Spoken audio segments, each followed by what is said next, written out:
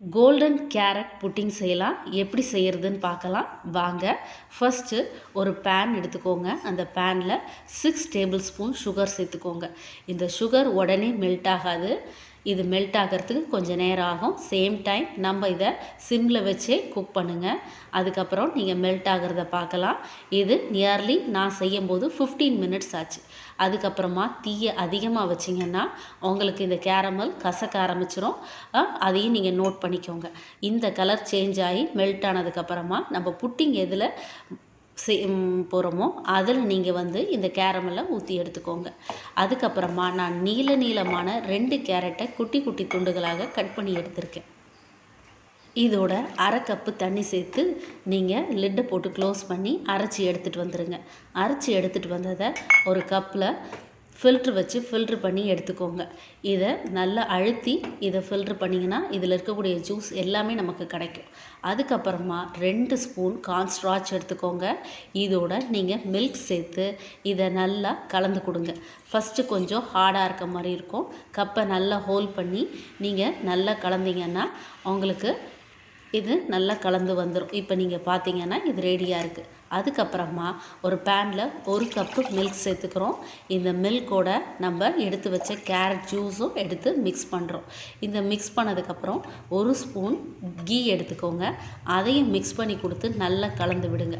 இது நல்லா கொதிக்க ஆரம்பிக்கும் போது ஒரு 1/4 கப்பு ரவை சேர்த்து அதை நல்லா வேக விடுங்க. இது நல்லா வெந்ததுக்கப்புறமா கலந்து கொடுங்க. கட்டி ஆகிடும். அதனால் நீங்கள் கைவிடாமல் கலந்து கொடுங்க. அரை கப்பு சுகர் சேர்த்துக்கோங்க. அதையும் நல்லா கலந்து கொடுத்துட்டே இருக்கும்போது நம்ம ரெடி பண்ணி வச்சுருந்த கார்ன்ஸ்டார்ச் எடுத்துக்கோங்க. அதை ஒரு முறை இந்த ஸ்பூனில் நல்லா கலந்ததுக்கு அப்புறமா நீங்கள் ஸ்லோவாக இந்த கேரட் புட்டிங் செஞ்சிட்ருக்கிறதுல விடுங்க. இதையும் நல்லா கலரி விட்டுக்கிட்டே இருங்க. அதுக்கப்புறம் இது ஒரு திக் ஃபார்முக்கு வரும். ரொம்ப கட்டி ஆகிற வரைக்கும் வெயிட் பண்ணாதீங்க. நீங்கள் ஓரளவுக்கு திக் ஃபார்ம் வந்ததுக்கப்புறம் இந்த ஸ்டேஜில் இதை கேஸ் ஸ்டவ் ஆஃப் பண்ணி இப்போது நம்ம கேரமல் வச்சுருக்கக்கூடிய அந்த கப்பில் இதையும் சேர்த்துக்கிறோம். இதை சேர்த்துட்டு அதுக்கப்புறமா இதை எல்லா பக்கமும் ஈவனாக ஸ்ப்ரெட் பண்ணி டேப் பண்ணுங்கள். அதுக்கப்புறமா ஒரு அகலமான பேனில் தண்ணி சேர்த்துக்கோங்க. ஸ்டாண்ட் வைங்க. இந்த கப்பை அதில் வச்சு லிட் போட்டு க்ளோஸ் பண்ணுங்கள். லிட் போட்டு க்ளோஸ் பண்ணி ஒரு 15 to 20 மினிட்ஸ் இதை குக் பண்ணுங்கள். இது குக் ஆனதுக்கப்புறமா இப்போ நீங்கள் பாருங்கள் குக் ஆனது தெரியும். அதுக்கப்புறமா நீங்கள் ஒரு பிளேட் எடுத்துக்கோங்க. அந்த பிளேட்டை ஃபஸ்ட்டு கப்பை கீழே வச்சுட்டு அதுக்கப்புறம் இந்த பிளேட் அது மேலே மூடி அதுக்கப்புறம் திருப்புங்க.